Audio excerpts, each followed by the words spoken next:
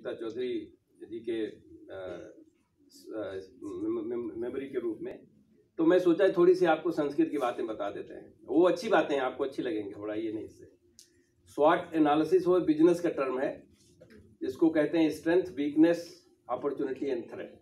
किसी भी सब्जेक्ट में ये चीज एनालिसिस की जाती है। तो हम संस्कृत का भी अगर करें स्वॉट एनालिसिस, तो संस्कृत के साइंटिफिक एस्पेक्ट को देखना चाहिए, इन्वायरमेंटल एस्पेक्ट को देखना चाहिए, इकोनॉमिकल एस्पेक्ट को देखना चाहिए, सोशल, एजुकेशनल, पॉलिटिकल।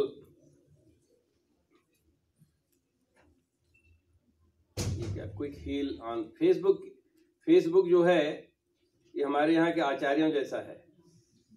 पहले जो आचार्य हुआ करते थे फ्री में सब ज्ञान देते थे, फेसबुक भी आपको फ्री में ज्ञान देता है, लेकिन सबसे ज्यादा धनी फेसबुक वाला ही है। देता सब कुछ फ्री में आपको है, लेकिन सबसे ज्यादा धनी वो है। तो अगर हम आप फ्री में, हमारे यहाँ संस्कृत में है ना, हम लोग ज्ञान जो है फ्री में देते हैं, लेकिन आपका जो वेल्थ है, that wealth is very high. अगर हम जो अध्यापक गण यहाँ बैठे हैं, अगर हम अपने विद्यार्थियों को अंदर ये बात भर सके, आपसे ज्यादा धनवान कोई नहीं हो सकता। तो फेसबुक से ये उदाहरण हमको लेना चाहिए। पॉलिटिकल, इंटरनेशनल, मीडिया, इनिशिएटिव, बहुत सारी चीजें हैं। तो अब ये लोग कहते हैं कि चलिए ये तो सब वैल्यू है, बहुत सारी जगह पे अपॉर्चुनिटीज, इन चीजों को देखना चाहिए, लेकिन इसका रियल वैल्यू क्या है? ये डॉलर का ट्री है, यहाँ पे डॉलर ग्रो किया जा सकता है। और संस्कृत का जो है रूप अगर देखा जाए, तो मैंने ये संस्कृत को एस्टिमेट किया हुआ है कि संस्कृत की कितनी वैल्यू है। मैंने एस्टिमेट किया हुआ 87.5 ट्रिलियन डॉलर्स की वैल्यू है, मार्केट वैल्यू। भारत की जीडीपी जो है वो करीब 3 बिलियन है। इससे ज्यादा कितनी, मतलब अब आप सोचते हैं कि विश्व गुरु तभी बन सकते हैं जब ये सारी दुनिया की जीडीपी है, मैंने ये जोड़ के रखा, जो ये सारी दुनिया की जीडीपी है जो कि संस्कृत वालों के हाथ में आ सकती है अगर उसको अच्छी तरह से उसका उपयोग करें। एक दो उदाहरण मैं देता हूं आपको, क्योंकि मैं जेएनयू में एक बार विजिटिंग लेक्चरर था, विजिटिंग प्रोफेसर था वहां पे। तो किसी अध्यापक ने मुझसे पूछा, वो कहा कि वो संस्कृत को कोई ध्यान नहीं देते क्योंकि उसकी कोई वैल्यू नहीं है, उसमें मॉनिटरी वैल्यू नहीं। इंफॉर्मेशन टेक्नोलॉजी, कंप्यूटर में गवर्नमेंट पैसे खर्च करती है क्योंकि उसके पास बहुत सारी वैल्यूज है।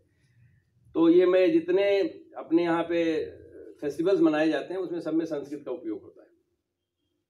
और ये मैंने देखा कि जो दिवाली का है वो 27.5 बिलियन डॉलर का कॉमर्स है। 27.5 बिलियन डॉलर का सिर्फ दिवाली का, वो सब संस्कृत में होता है। संस्कृत वाले अगर चाहें तो उसको मोड़ सकते हैं, जिधर चाहे उधर मोड़ सकते हैं। उसी तरह से एक कोई व्यक्ति थे, उन्होंने इसको एक रूप दिया हुआ, अंसारी की वहां आपको दिखाई नहीं पड़ रहा, वहां पे उन्होंने क्या किया कि एक बिजनेस बना लिया इसका, पूजा किट्स बनाया। पूजा किट्स में तो कुछ तो सामग्री होती है, अगर आप उसमें और संस्कृत की कुछ चीजें डाल दें, चाहे वो मंत्र ही कुछ डाल दें, 2-4, 5 रुपए का बेचते हैं, और उनका बिजनेस जो है कई बिलियन डॉलर का हुआ। कितने, इसमें मैं पढ़ नहीं पा रहा हूँ, कितने लाख करोड़ रुपए का है उनका बिजनेस, बन गया है। तो आप लोग सिर्फ अपने को सीमित मत सोचिए कि बस सिर्फ मैं संस्कृत पढ़ूंगी या पढ़ूंगा और बस उसको जो भी ज्ञान है उस किसी और को जाके हमको टीचिंग क्लास मिल जाएगा फिर से पढ़ाएगा, ऐसा नहीं। Get adventurous, get entrepreneurial, do the startups in using Sanskrit। बहुत सारे लोग, बहुत सारी आवश्यकताएं हैं, उनको कुछ नहीं मालूम, बहुत सारे उल्टा सीधा काम हो रहा है, तो you can do that। इसी तरह से और जो आपके यहाँ काली पूजा होती है उसका भी 40,000 करोड़ का बिजनेस है, 40,000 करोड़ रुपीस का बिजनेस। तो ये सारी चीजें, अब अगर आप, मैंने तो भी आपसे जोड़ा ही, बताया ही नहीं कि जब बच्चा पैदा होता है और जब आदमी का अंतिम संस्कार होता है सब संस्कृत में ही होता है। आपने देखा ही नहीं आपकी शक्ति कितनी है बिजनेस वाली। तो यू कैन रियली क्रिएट। अब you have to be more creative than सिर्फ ऐसे कहने से नहीं होगा। You have to work very hard, work hard with scientist, work hard with philosophers, work hard with cultural organisations, दुनिया भर की चीजें करनी पड़ेंगी और you should learn all those and you can make Sanskrit really the best thing in terms of business. तो last वाला मैं इसमें इस मामले में बताना चाह रहा था आपको पॉइंट, कि संस्कृत में जिस तरह से शिक्षा दी जाती है, बहुत सारी पद्धतियां, अभी मैं भारतीय विद्या भवन से आ रहा हूँ, वहाँ पे उन्होंने किताबें लिखी हुई हैं कि शिक्षा में कैसे, संस्कृत में जो ज्ञान है उसको शिक्षा में कैसे बदला जाए जिससे हमारे बच्चे प्रेरित हों और समझें, और उसके आधार पे अगर पढ़ेंगे तो उनको ज्ञान भी ज़्यादा होगा, उसका उपयोग भी सीखेंगे और अपने जीवन में उसको उतार भी सकते हैं। तो कई किताबें लिखी हुई भारतीय विद्या भवन में, आपको अगर इंटरेस्ट होता है तो पता करिएगा, वहाँ पे बहुत सारी अच्छी अच्छी किताबें मैंने देखा। और मैं ये सिर्फ ये दिखाना चाहता हूँ, again you can not read from there, $6.3 trillion का बिजनेस है एजुकेशन दुनिया में।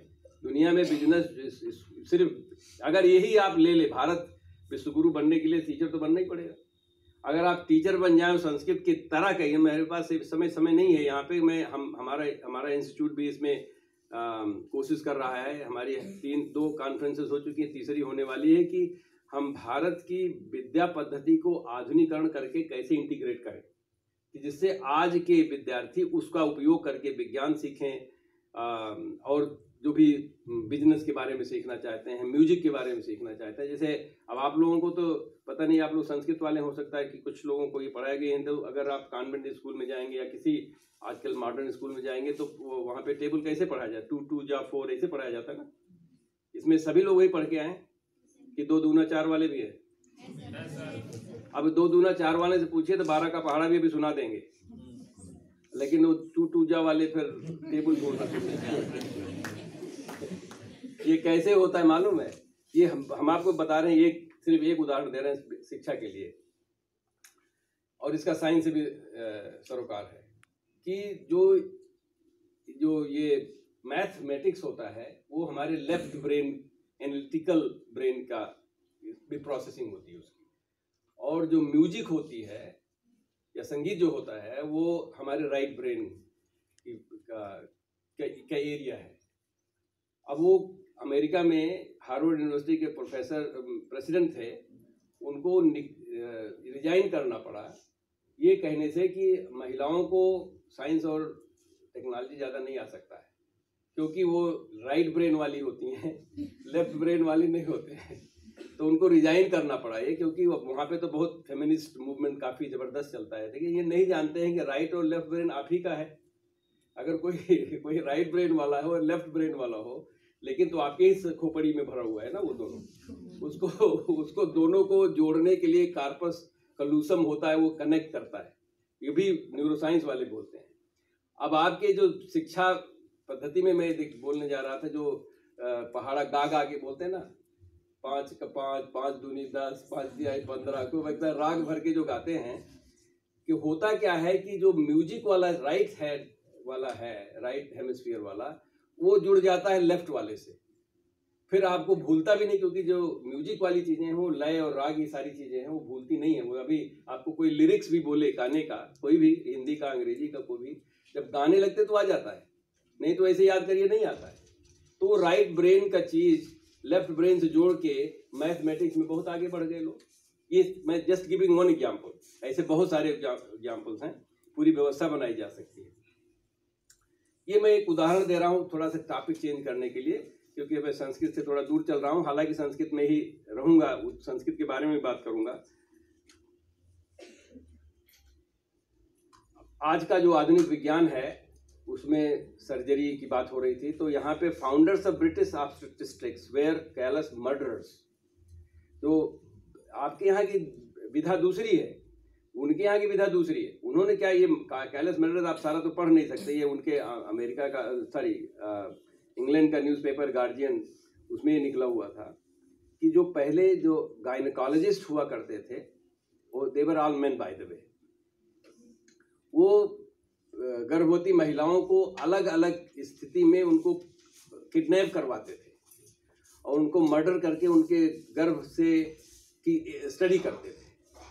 Those all of them who are fathers of gynecology, they all did this। ये बाद में पता लगा, ये अभी स्टडी हुई लंदन में, कि ये सारी महिलाएं कैसे गायब हो रही थी।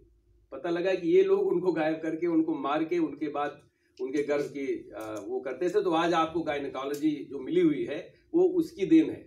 भारत में ऐसी पद्धति है, आप लोगों को शायद ज्ञान भी होगा, जिसमें जब महिलाएं गर्भवती होती हैं उसके हर दूसरे हफ्ते क्या हो रहा है उसका ज्ञान है, लिखा हुआ है, इतना डिटेल में लिखा हुआ है। लेकिन कभी ये नहीं पता लगा किसी गर्भवती महिला को मार के उसका देखा गया। तो कुछ तरीके हैं ज्ञान के, वो हम ये सिर्फ उदाहरण दे रहे हैं कि विज्ञान के को अप्रोच करने के एक से ज़्यादा तरीके हैं। और उसमें एक तरीका यह है कि आप फिजिकली चीज़ों को देखिए, दूसरा तरीका है कि आप मन से सोच कर, ध्यान करके उसको समझ सकते हैं, और उसको वही समझ सकते हैं जो थोड़ा सा योग और ध्यान किए होंगे, उनको ये थोड़ी बात समझ में आएगी। जो नहीं किए हैं उनको थोड़ा सा करना चाहिए इसको। मैं भी 20 साल पहले योग और आयुर्वेद में विश्वास नहीं करता था, लेकिन जब मैंने किया तो आज तक भी करता हूँ।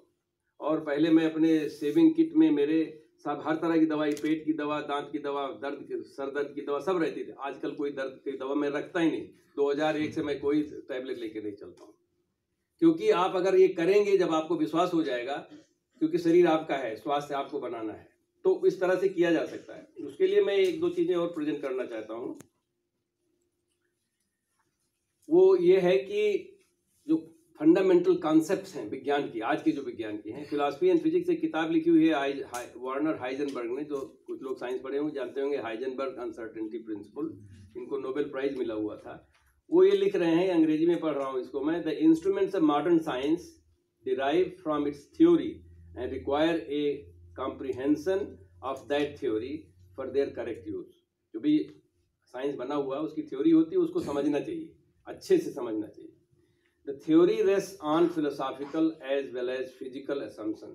तो सिर्फ फिजिकल चीजों की नहीं किया जा सकता है, उसकी फिलॉसफी पीछे क्या है वो भी करना पड़ता है, समझना पड़ता है। आधुनिक विज्ञान की मैं बात कर रहा हूँ। When comprehended, these philosophical assumptions generate a personal and social mentality। मतलब हमारे ऐसे भाव पैदा होते हैं व्यक्तिगत रूप से या कि सामाजिक रूप से, and behavior which is quite different from, उदाहरण दे रहे हैं कि एशियन, मिडिल ईस्टर्न और अफ्रीकन पीपल, क्योंकि इनकी मेंटालिटी दूसरी, इनका व्यवस्था दूसरी थी। तो अगर आप विज्ञान, आधुनिक विज्ञान को सिर्फ अपने ओढ़ रहे हैं, उसकी चादर ओढ़ रहे हैं, तो आपकी फिलॉसफी चेंज होना ही होना है, कितना भी कर डालिए आप। वही दिखाई पड़ रहा होगा आप सभी लोगों को कि हम चूंकि आधुनिक विज्ञान को देख रहे हैं, इस तरह से टेक्नोलॉजी को देख रहे हैं, तो सोचते सब सही है, जो भी असम्पशन बने हुए वो भी सही है। अगर आपको विज्ञान, ऐसा मतलब नहीं कि उसमें कुछ गलत है, जो वेस्टर्न विज्ञान साइंस है, मैं ट्रेंड हूं उसमें, मैं पढ़ाता हूं उसी में, उसमें there is nothing wrong with it. It may not be all of it, that's all it is. You may have a lot more to add. India has a lot more to add, that I have realized, both in medical science, in engineering, in agricultural science, in social science. There is so much to be added. तो वो उस चीज को देखने के लिए हमको ये ध्यान में रखना चाहिए कि हमारी जो फिलॉसफी है उसके आधार पर विज्ञान कैसे बन सकता है, क्या बन सकता है, कैसे पता लगता है कि जो कंसीव होता है बच्चा, उसके बिना सर्जरी किए, बिना डाइसेक्शन किए कैसे पता लगता है उसमें क्या क्या चेंजेस हो रहे हैं। ये चीज हमको ऐसे नहीं होगा, ये सिर्फ लेबोरेटरी में जाने से नहीं पता लगेगा, ये ध्यान से पता लगता है, ध्यान से हमको एलिवेट करना पड़ता है। वो बहुत सारी ऐसी चीजें जो कि आधुनिक विज्ञान अब उसको मानना शुरू कर दिया है।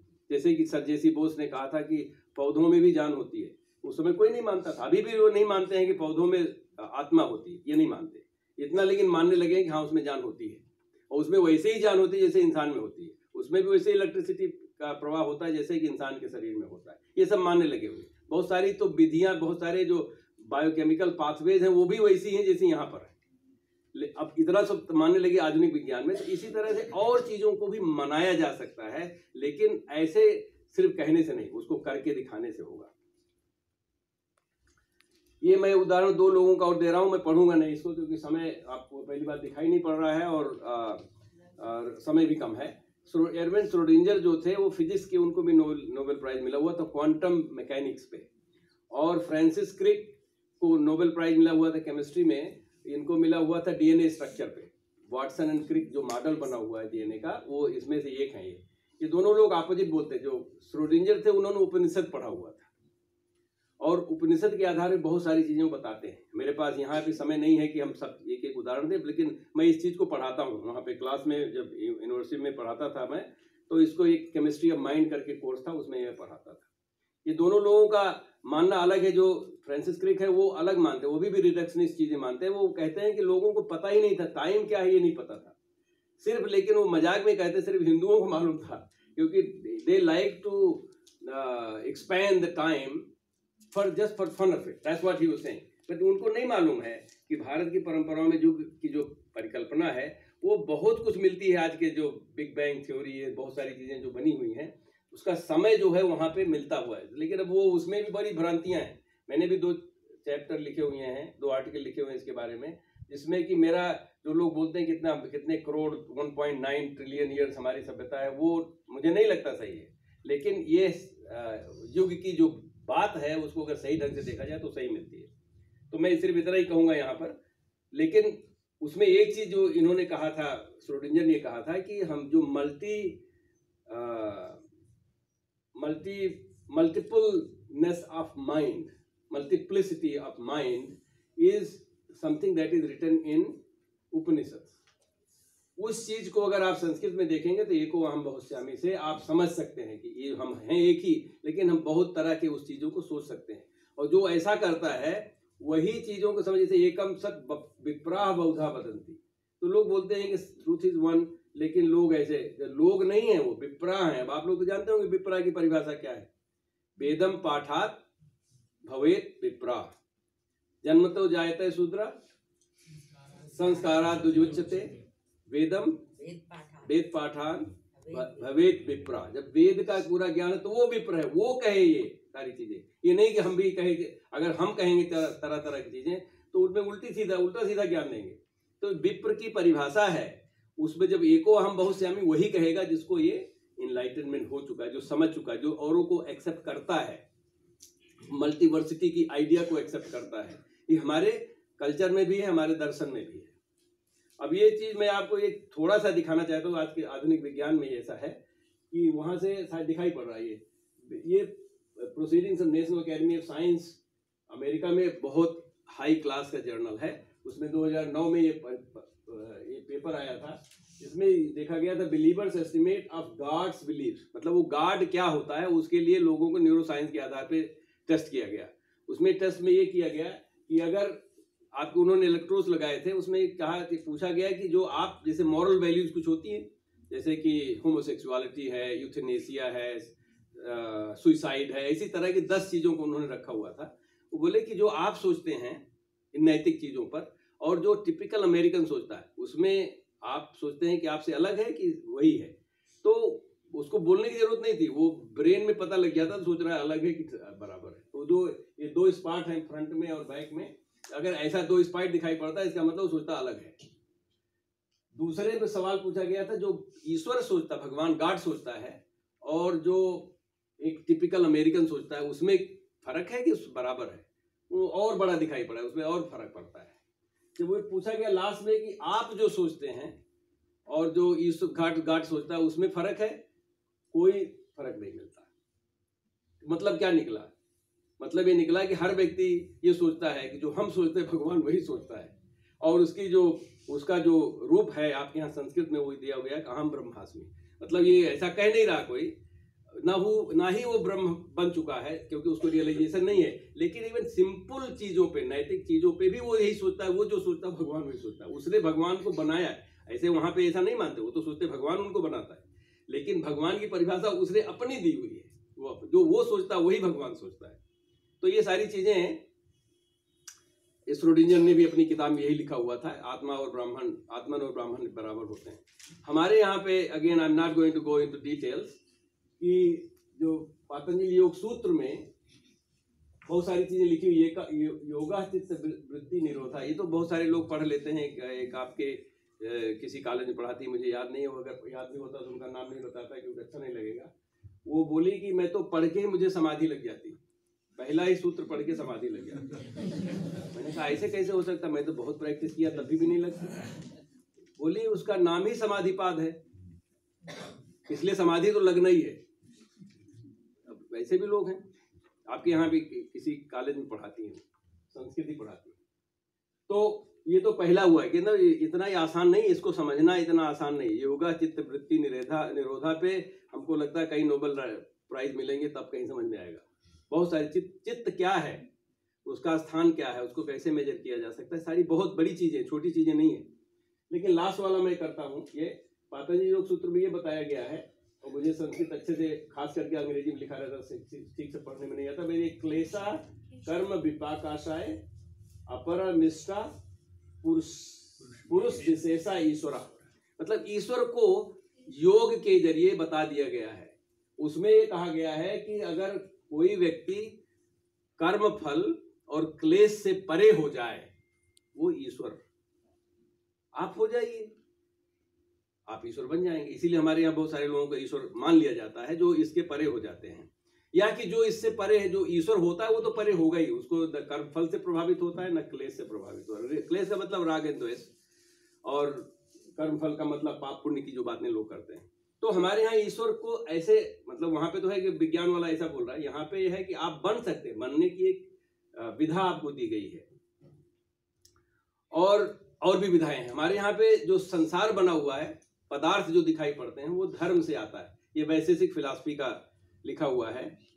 और उसके जो पदार्थ के जो है 7 एलिमेंट्स होते हैं, उसमें द्रव्य एक है। मैं और सब नहीं बताना चाहता, ना ही मुझे बहुत ज्यादा ज्ञान है उसका, लेकिन इतना ये मालूम है कि ये सातों जो हैं वो एक साथ काम करते हैं। इसमें गुण कर्म के आधार से ही पदार्थ को कहा जा सकता है। अगर गुण कर्म नहीं है तो उसको नहीं कहा जा सकता है। अगर मैं कहा जाऊं कि professor of Balram Singh professor of chemistry, तो मेरे गुण और कर्म होने चाहिए वैसे, अगर नहीं तो मुझे नहीं मानेगा कोई। उसी तरह से सारी चीजों की विधा है वहां पे। उसमें जो मैटर है या सब्सटेंस है, जिसको द्रव्य कहते हैं, उसके 9 एलिमेंट्स होते हैं। ये मुझे बहुत दिन लगा समझने में कि 9 एलिमेंट्स का क्या मतलब होता है। तो पंचभूत तो मेरे समझ में आता नहीं था पहले, अब थोड़ा सा ज्यादा समझ में आ गया है। लेकिन मैंने माइंड समझने के लिए केमिस्ट्री ऑफ माइंड कोर्स शुरू किया। और एक चीज इसमें, टाइम तो मुझे as a chemist I understand, इसकी डेफिनेशन ये है कि if you add any of these elements, उसके गुण और कर्म बदल जाएंगे। तो गुण और कर्म बदलने के लिए टाइम अगर लगाते हैं, मुझे मालूम केमिस्ट्री में अगर टाइम दे दीजिए तो रिएक्शन खत्म हो जाता है। लेकिन जो स्पेस की आइडिया थी मुझे समझ में नहीं आती थी, स्पेस कैसे किसी चीज में मिलाया जाएगा। तो उसके लिए मैं इसको स्किप करता हूँ। ये केमिस्ट्री का आधुनिक जो मैटर की परिभाषा है, वो ऑक्यूपाइज स्पेस एंड हैज मास, वो सब मैं छोड़ता हूँ। मैं अपने वो सब्जेक्ट में जाता हूँ। बेटी ने वो बताया था कि मैं बाचुलानम रिसर्च सेंटर का डायरेक्टर हूँ, और मेरा रिसर्च जो पिछले 31 साल से उसी पर है। आप लोग बाचुलानम तो कितने लोग नाम सुने हैं बाचुलानम? अरे आज तो उन्होंने कहा था सुने होंगे, ध्यान नहीं दे रहे थे ना। ध्यान देना बहुत जरूरी है। बाचुलानम, I am just joking. Actually वो बाचुलानम ऐसा नहीं है जो लोगों को मालूम है। बोटॉक्स कितने लोग सुने हैं? बोटॉक्स वो भी नहीं सुने। आप लोग स्वर्ग लोक में रहते हैं, एक लोग सुने। क्योंकि बोटॉक्स जो है वो झुर्रियां खत्म करता है, रिंकल्स, और उसका बिजनेस $5 बिलियन का है सारी दुनिया में। अमेरिका में आधा है, आधा $5 बिलियन का आधा अमेरिका अकेले में रखता है। भारत में बहुत कम है। भारत में उसका बिजनेस जो है $50 मिलियन के करीब है। तो बहुत ज़्यादा नहीं। हालांकि मेरी एक कंपनी यहाँ पे मैंने शुरू किया हुआ बिजनेस में, तो may be it will increase, hopefully it will increase. मैं लेकिन उस बोटॉक्स का क्या है कि सबसे बड़ा जहर है, संसार का सबसे बड़ा जहर बोटॉक्स है। ये बाचुलाइनम टॉक्सिन है, सारी बोटॉक्स नहीं। बोटॉक्स तो दवा है, उसको दवा में रूप में बदला जा सकता है। तो बोटॉक्स इतना जहर कि 100 billion time with be 100 billion times more toxic than cyanide. Cyanide तो जहर होता है, उससे बड़ा। कभी सांप देखा है? जहरीला सांप देखा है? कितने लोग देखे? आप लोग देखने जाते हैं जहरीले सांप? मतलब डर के मारे देखते नहीं हो। जो कोई सांप दिखाई पड़ता है जहरीला ही है। पास से देखा हुआ है। कोबरा सबसे जहरीला होता है ना, कोबरा। मैंने बचपन में कई कोबरा मारे क्योंकि गांव बहुत निकलते हैं। कोबरा का टॉक्सिन जो होता है उसका 5 मिलियन गुना ज्यादा टॉक्सिन है, 5 मिलियन। लेकिन यही चीज दवा बन गई जो झुर्रियां खत्म करती है, और भी 800 और बीमारियां हैं जिसको दूर करती है। तो ये गुण और कर्म तो दोनों के बदल गए। इसमें मैंने सोचा भी फर्क क्या है। फर्क ये है कि अगर 1000 गुना उसका कॉन्सेंट्रेशन बढ़ा दीजिए तो जहर बन जाता है। 1000 गुना उसका कॉन्सेंट्रेशन कम कर दीजिए। कॉन्सेंट्रेशन कम करने का मतलब होता है उसको जगह ज्यादा दे दीजिए, है ना। उसमें पानी में ज्यादा पानी में मिला दीजिए तो उस पानी में उसको ज्यादा समय मिल गया। उसी तरह से हम, जैसे ये ऐसा सिद्धांत है जो कि वैशेषिक का सिद्धांत है, वो इस कमरे में कितने लोग होंगे? 100 बैठे होंगे। मान लीजिए कि हम इसमें 1000 बैठा दें, कैसे चलेगा? वाइस प्रिंसिपल महोदया बोलेंगे पुलिस बुलाओ। इसमें इतने लोग नहीं बैठा सके। चलिए, वो तो मैंने 10 गुना ही किया था। अब 10,000 लोग बैठाएं, ये दरवाजे बचेंगे? कुर्सी बचेगी? नहीं बचेगी। कुछ लोगों के हाथ पैर भी टूटेंगे, कुछ लोग मतलब टॉक्सिक हो गया कि नहीं। जब किसी को स्पेस कम कर दिया जाता है तो वो टॉक्सिसिटी अपने आप आ जाएगी। यूनिवर्सल लोग ढूंढ रहे हैं, यूनिफाइड फील्ड थ्योरी क्या होगी, ऐसा कौन सा सिद्धांत होगा जो सब चीज पे लागू होगा। I am a biophysical chemist, मैं बायोलॉजी की प्रॉब्लम्स को केमिस्ट्री के जरिए उसके फिजिकल बेसिस पे समझने की कोशिश करते हैं। अभी फिजिक्स का कोई लॉ नहीं बना हुआ। थर्मोडायनामिक्स में एंट्रोपी बता रहा था, मैं वो पढ़ाता हूँ क्लास में, वो एंट्रोपी का सिस्टम ही नहीं लागू होता बायोलॉजी में, इट्स नॉट एप्लीकेबल। वो हम लोग जबरदस्ती करते हैं, और यू बिलीव इट नॉट, हमारे पेपर्स पब्लिश हुए हैं अमेरिकन केमिकल सोसाइटी में, जिसमें हम ये कहते हैं कि ये दीज आर स्यूडो कांस्टेंट्स, मतलब मैं ये कह रहा हूँ झूठ का कांस्टेंट है, वही पब्लिश होता है, क्योंकि सही वहां हो ही नहीं सकता। अब इसके गूढ़ अर्थ में नहीं जा सकते। मैंने एक कोर्स पढ़ाया था JNU संस्कृत सेंटर में, साइंस इन संस्कृत, उसमें ही कुछ चीजें हम बताते थे, उन चीजों को बता सकते। जैसे आपको अगर साइंस, अपने संस्कृत को ज्ञान को साइंस के जरिए आगे बढ़ाना है, तो ये फंडामेंटल चीजें समझनी पड़ेंगी, कहाँ प्रॉब्लम्स है और कहाँ पे ये आपके वैशेषिक फिलॉसफी कहती है जो आपके ऊपर लागू होता है उसी मालिक्यूल के ऊपर भी लागू होता है। अब इसके आधार पे अगर कोई सिद्धांत, फार्मूला और प्रोडक्ट बनेगा तो अच्छा ही होगा, सारी दुनिया उसको मानेगी। तो आप वैज्ञानिकों के साथ जरूर जुड़िए, टेक्नोलॉजीज के साथ जरूर जुड़िए, और उनको अपने ज्ञान, मतलब विद ओपन माइंड। ये नहीं कि कुछ लोग होते हैं बोलते हैं कि नहीं तो ऐसे ही है, इसमें और कुछ नहीं हो सकता। संस्कृत वाले भी बड़े रिजिड होते हैं। तो लेकिन मेरी थोड़ी दोस्ती है लोगों से, जैसे प्रोफेसर तिवारी हैं, शशि तिवारी जी, ऐसे लोग दोस्त हैं, मुझे बिगड़ते नहीं हमारे सवालों पे, तो कुछ फायदा हमारा हो जाता है। तो चलिए मैं इसको, ये तो मैं ये दिखा रहा था कुछ, हमारा जो एरिया है ये बोटॉक्स वाला, ये वही है, मैं इसी चीज पे मैं काम करता हूँ, और इसलिए मैं इस तरह की चीजों को जोड़ सकता हूँ। अब मैं एक दो चीजें और उदाहरण देना चाहता हूँ, क्योंकि मेरे पास समय लगता है कि लगभग समाप्त हो चुका, 5 मिनट और बचा है। तो उसमें यह है कि एक गैया कॉन्सेप्ट थी। गैया जो लैटिन में पृथ्वी को बोलते हैं, वो देवी हुआ करती थी। पहले लोग उसको नहीं मानते, 60s में वो बोलते देवी देवता क्यों ले आते हैं बीच में। हमारे यहाँ भी भूमि देवी की बात है। तो ये गैया कॉन्सेप्ट आज जो है ये एक्सेप्टेड हो गया, साइंस में एक्सेप्टेड ये हुआ है कि जो पृथ्वी है वो